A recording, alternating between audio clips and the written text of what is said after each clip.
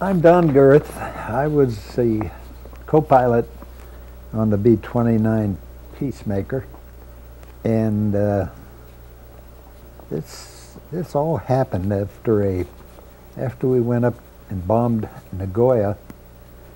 We did get hit by flak, which blew off about 8 foot of our wingtip and knocked out two motors on the right side and opened the bomb bay doors and brought the landing gear down, which put a lot of drag onto us. And we knew we were going to have to bail out because the sea was a little bit rough. We couldn't have ditched there, especially with the power being gone. This video was sent to me by one of the officers on the sub, the USS Pintado, Lieutenant Jim Reedy. And part of this is some of their doings when they had a little rest and relaxation here on Majuro Island in the Pacific. And the fellows, after a little time down inside that can, they need to get out and see sunshine and swim. So this kind of shows all the things they were doing there.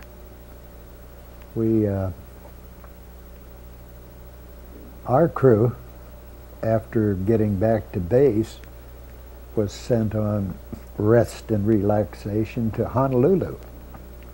And I believe that Honolulu has it all over this island of Majuro, so I'm glad we didn't go there. But they did all the good things that the young guys do: pitch horseshoes and play baseball, sit around, and they even lift a brew or two when needed.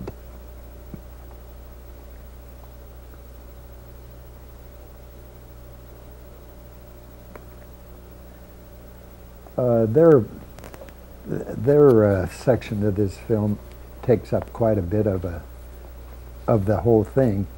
Our action comes later. It's about maybe the last third of the film. But not real familiar. We weren't on there long enough to really get acquainted with the men, and even with the officers. Because you're young, you don't remember a lot of names and faces.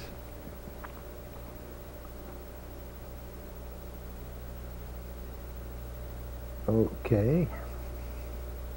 Ooh, there you go. Good.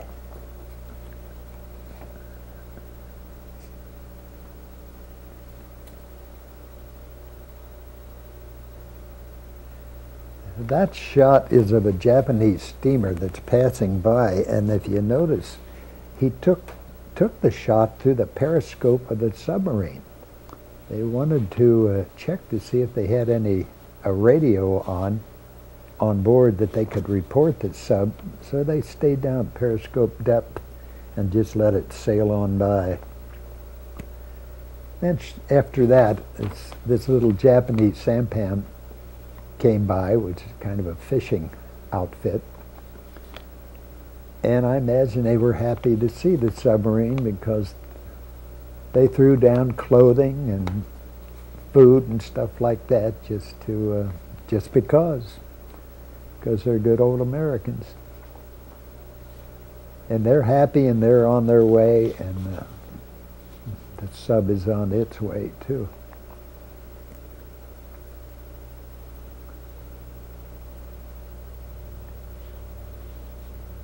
After we'd been transferred to the Tigrum and going back, we were out of the war area, there were quite a group aboard, and it's pretty close quarters, even to the regular crew. But the Tigrum was taking back the remnants of about 5 or 6 B-29 crews who crashed or had to bail out, plus a a number of P-51 pilots who had been hit and had to bail out. And it was really quite close quarters then, because we had to work like 8-hour cycles.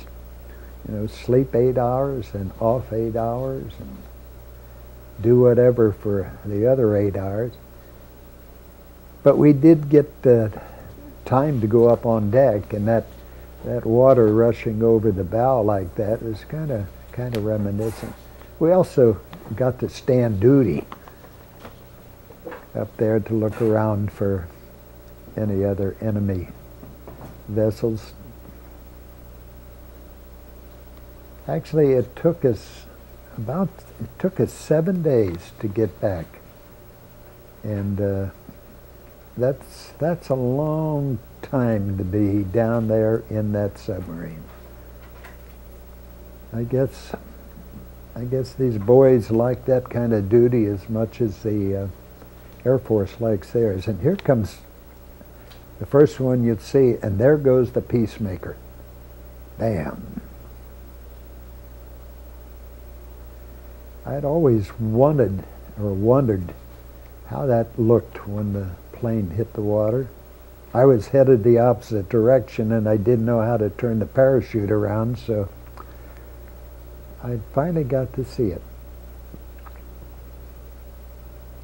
That's going to take just a little time to pick 12 of us up. I think I was in the water about 45 minutes, which is relatively quick, I believe, to get 12 men out of the water. That was Red Ellison. He's a side gunner, and maybe he got whipped a little bit when the parachute opened.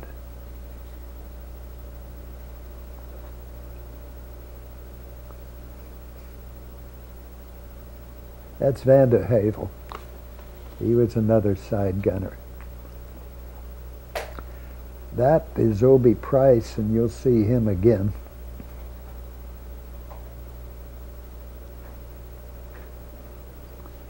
Yeah, Obie's a good old Texas boy from Plano. That's George Mantak. He was a flight engineer that day.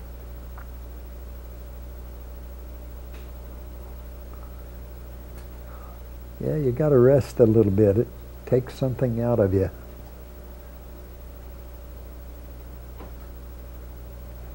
Well, Danny Robinson he was at center fire control. Man, took a little bit out of him. He looks kind of whipped there. But he comes back. That was Pickens, our radio man. Nice fellow. In fact, the whole crew was just a bunch of nice guys.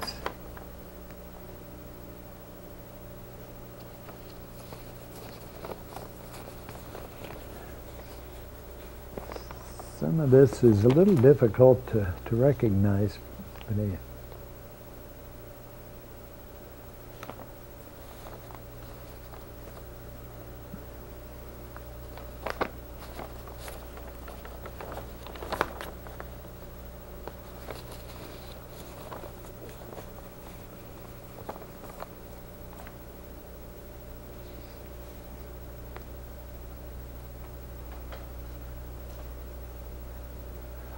okay, that's one of the two planes, our two wingmen, who followed us down and helped get in touch with the submarine. And they are just cruising around to see everything's going all right.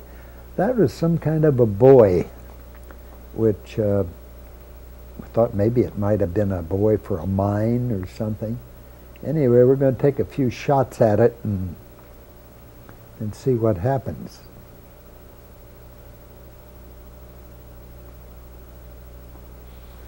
Well, it's pretty obvious that they need a little more gunnery practice. That thing could still be out there for all I know. Okay, one more pass going by just to see everybody's okay, and then they head back.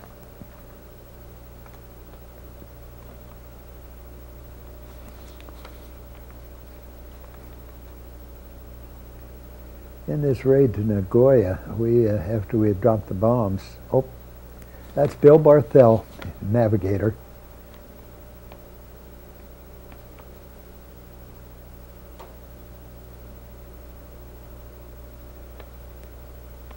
And that's Colonel George Munday, who was a group commander and was riding with us that day to see what it was like.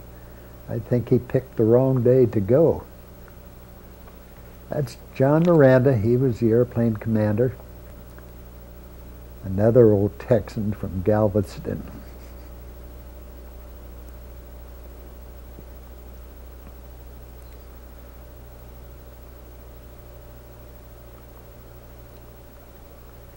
And there the Tigrone, we've made contact with them.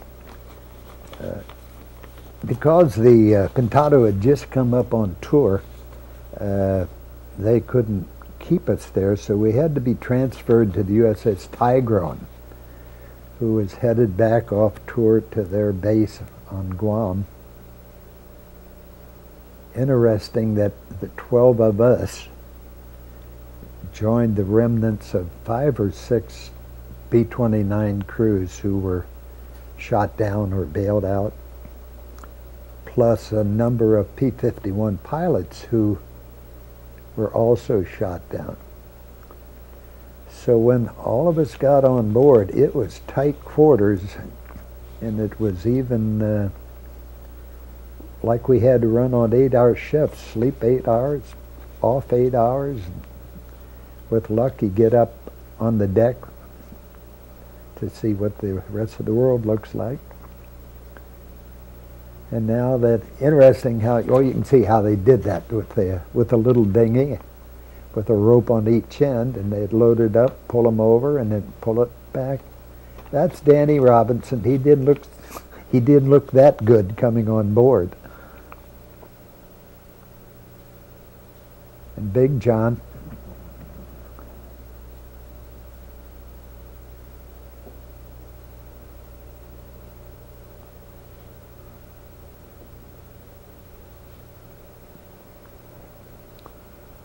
Yep.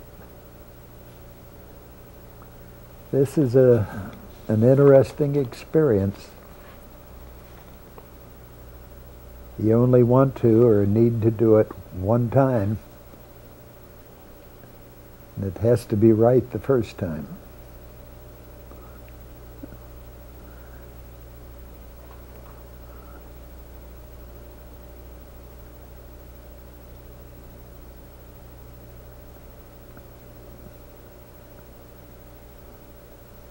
And like so much in the services there were so many good young men, and just nice fellows to be around to be with. There goes Red Ellison, he's Emilion. But again, you don't send old men to war.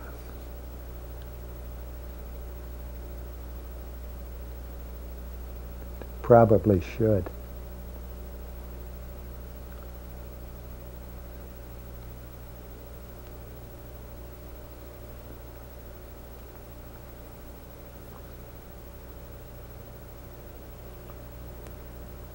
Okay, look like Nantucket, and that good-looking fellow right there is me. And I will shortly turn and say bye.